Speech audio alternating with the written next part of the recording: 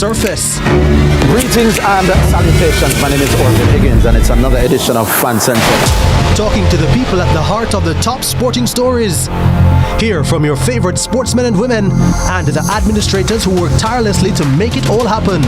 It's live sports talk. I've written an entire article. Yeah. Looking at all the major issues every Tuesday at 9 p.m. It's Fan Central.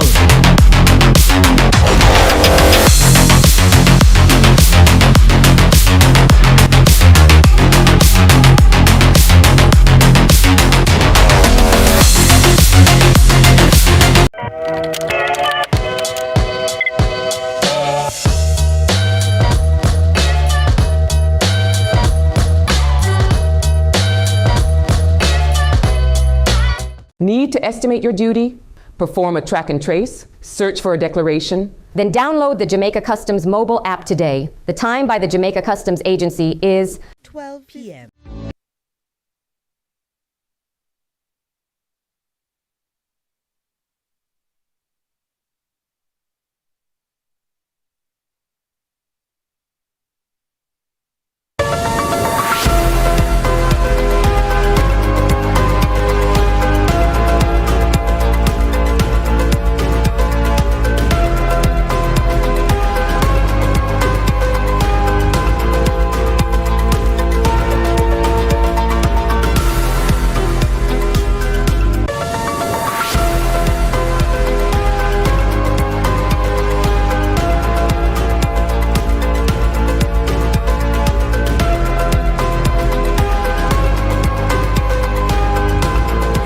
Thanks for joining us for CVM News at Noon. It's Friday, January 30, 2026.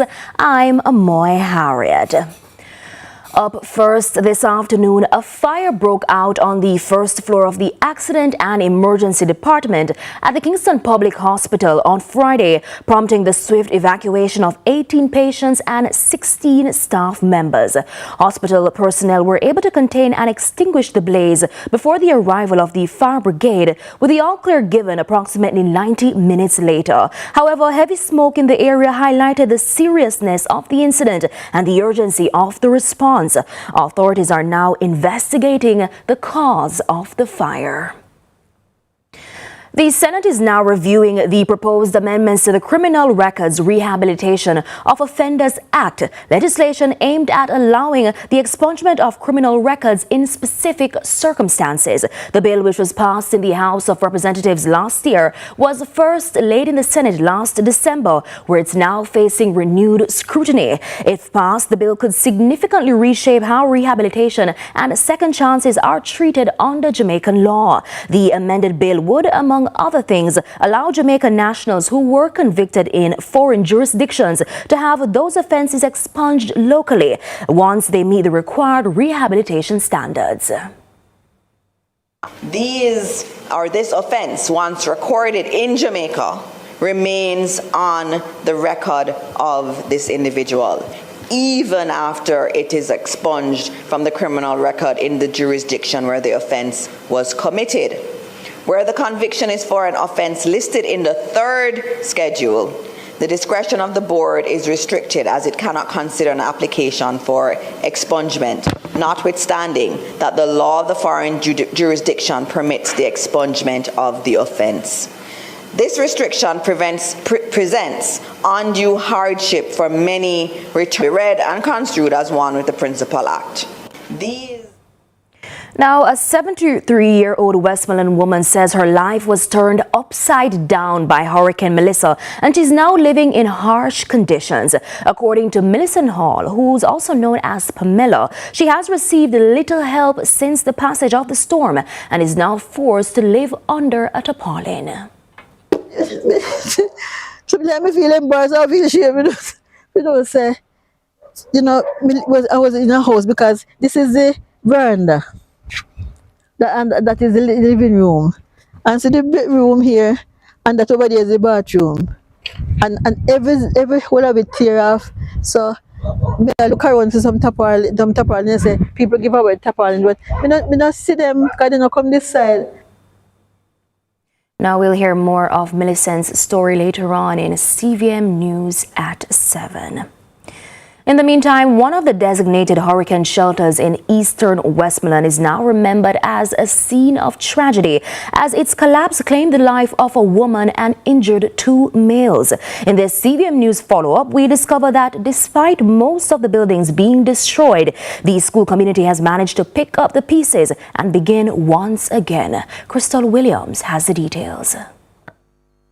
Principal of the Chantilly Primary School in Darliston, Westmoreland, Nicole Postal, reports that there remains only one shelteree still seeking refuge on the school compound. As it relates to government assistance, she says the school's governance body is in dialogue with the Ministry of Education. So an assessment was done of the institution, and we are waiting on the ministry to complete what they have started.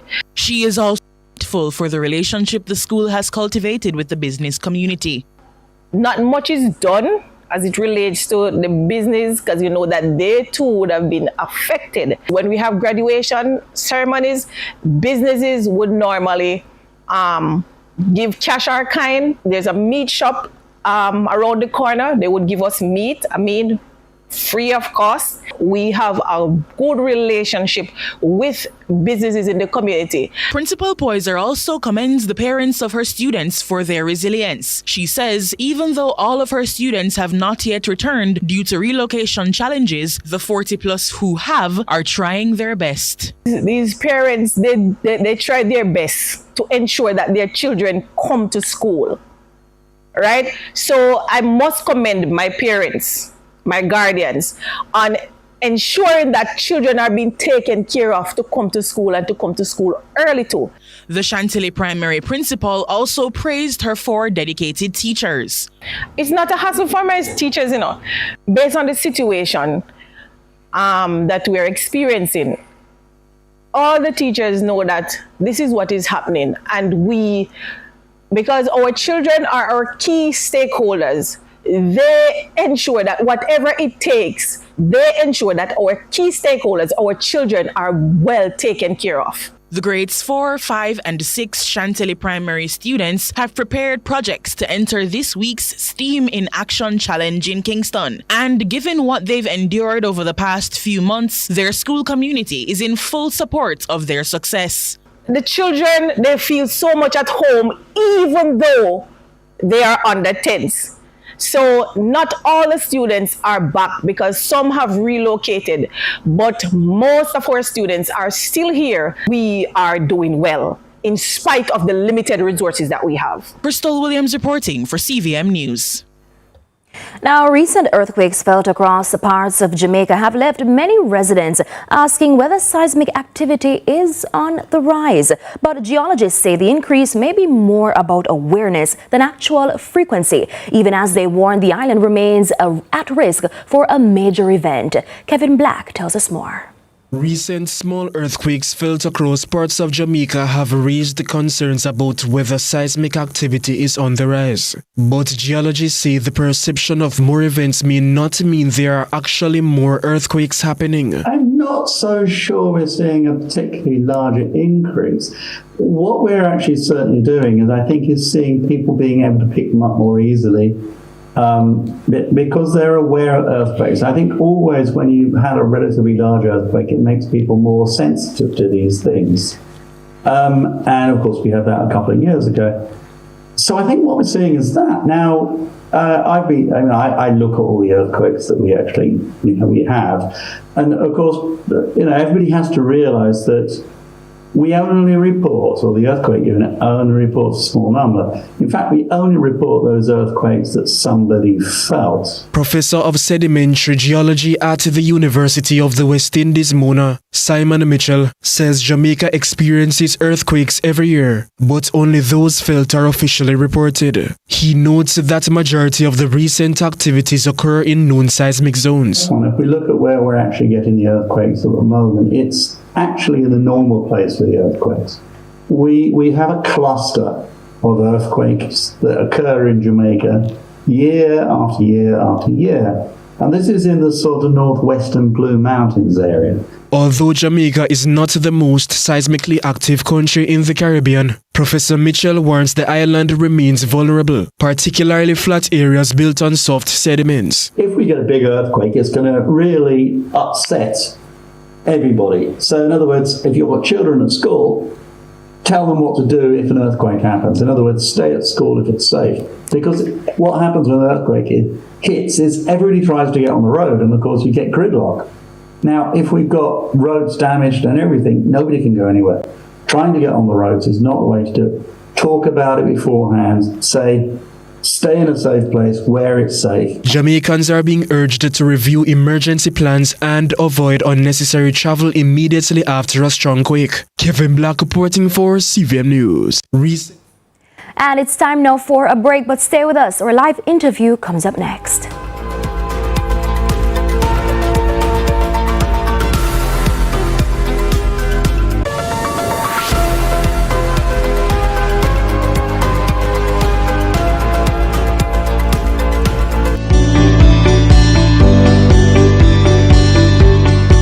Hi, I'm Landy. Welcome to NLA Connect, the National Land Agency's customer engagement platform. NLA Connect is a simple, user-friendly platform designed to help you share your feedback, get support, and updates about land-related matters. Available 24/7, NLA Connect allows you to share suggestions, comments, and commendations, submit queries and report issues, attach files with your requests, track requests and get real-time status updates, connect with NLA client engagement officers, and provide feedback on the service received by the platform. We're making it easier for you to connect with us. You can access NLA Connect via our website, using the kiosk at any of our offices, or scanning the QR code displayed at our locations. Need any help along the way? Check out our FAQs section. It has all the answers you need in one location. NLA Connect, your voice, our priority. Buy your Miracle Fire Rub for all arthritis, pain, swelling, poor circulation, numbness, inflammation, cold and flu, stroke, stiffness, sprains, strain, boils, insects, bites, and menstrual discomforts. Miracle Fire Rub, available at King Street Pharmacy, 72.5 King Street, downtown Kingston, Case Pharmacy, Duhaney Park Plaza, Kingston and Fontana Pharmacies nationwide, and March Pharmacy, downtown Kingston. Miracle Fire Rub. Rub it on, the pain is gone, gone, gone.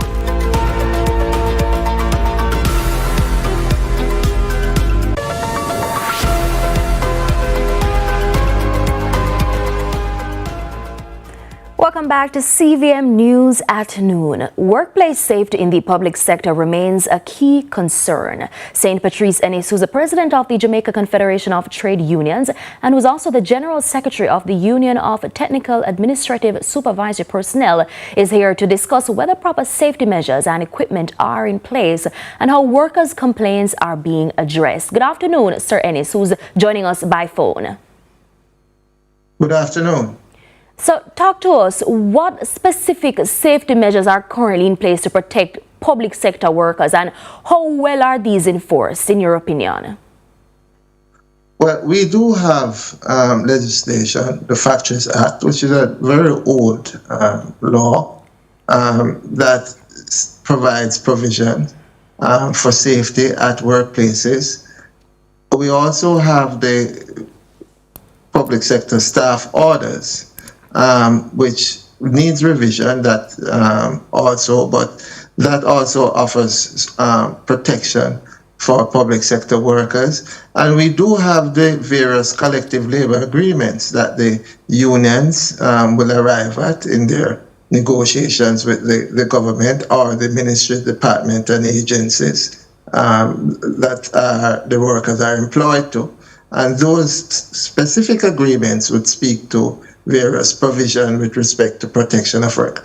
And it is very wide scale, because we're talking about the environment, we're talking about some people working in labs, we're talking about mold, toxic fumes, how you use machinery, things like goggles, all sorts of things, different things for the various areas of work. But one of the most important things which we have not done, and which has been languishing in our parliament or with our legislators for several years now, more than 20 years at least, is the Occupational Health and Safety Bill. That has been languishing. We have completed our 6th draft of the bill, and that is to be again debated amongst the parliamentarians, and is also to take in input from employers and trade unions or worker representatives to arrive at some final conclusion where the issues are concerned. But that is a long outstanding matter that has been languishing for over 20 years. And so what I would say to that is that many of the provisions that we have are archaic, and we do need some new provisions to offer effective protection for workers. I want to talk more about that bill shortly, but first, has the union received any complaints from employees that they aren't consistently provided with, the proper safety equipment, and where would you say the biggest gaps remain? Constantly, we have had complaints from workers who use, the ancillary staff, for example. Many of them you would see with weed whackers out there, and they don't even have goggles. I've had complaints from workers who have. I have one as a member who has complained that because of the non-provision of goggles, he has suffered injury to one of his eyes. And so that is before us and is currently undergoing treatment. We have had workers who have lost limb fingers because they are not provided with the proper tools. We have had several cases. We now even have workers at various public sector institutions, hospitals, and so on. You would have heard about the DPP. Some members of staff have to be working from home because of the mold in their building. You would have known that the Corner Regional Hospital is to be renovated, and that has been going on since 2016. And although $24 billion have been allocated or spent, it still has not been renovated, and many of the workers have to be working in containers and elsewhere because the toxicity that was emanating from the vents in the hospital has, forced them to be outside of the building and have to be working from various spaces all over, there in St. James. So yes, we have chronicled them. Many of them have been in the public domain, like some of those that I've mentioned. And so there's constant complaint from workers about their work environment not being provided with the proper equipment or gears. We have medical technologists and lab technicians now who are complaining that they are not, sometimes they don't have the proper gears or, different groups. So when they file these complaints, do the workers actually trust that when they raise a concern, it will lead to real action? No, they are not trusting, and and so we do have persons going to their workspaces every day, and they complain about mold infestation that is happening still. And that is it. A lot of the buildings in many of the hospitals throughout the country, as you know, many of these buildings are old, and so they do suffer from these defects. And I would argue that one of the reasons why the Occupational Health and Safety Bill has not been completed, because I believe that it would have put the government in breach of what the provisions set out. What do you mean by that? Because if a worker, one of the things that we want, if a worker is, if it is determined that the environment is unsafe, then the worker should have the right not to endanger himself. And so, because there's no amount of compensation that can that you can get if you are going to be constantly inhaling toxic fumes, if in the event that you have lost a limb, in the event that you have lost sight or whatever. There's no amount of money that can, bring you back, bring you whole.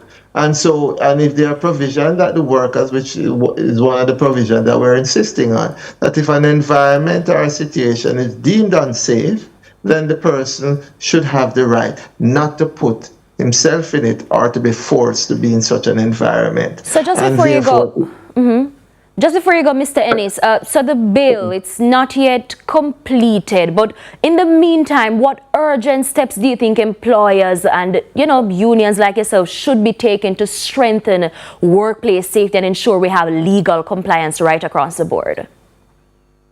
I think all of us have to have some proper understanding of why this is important, why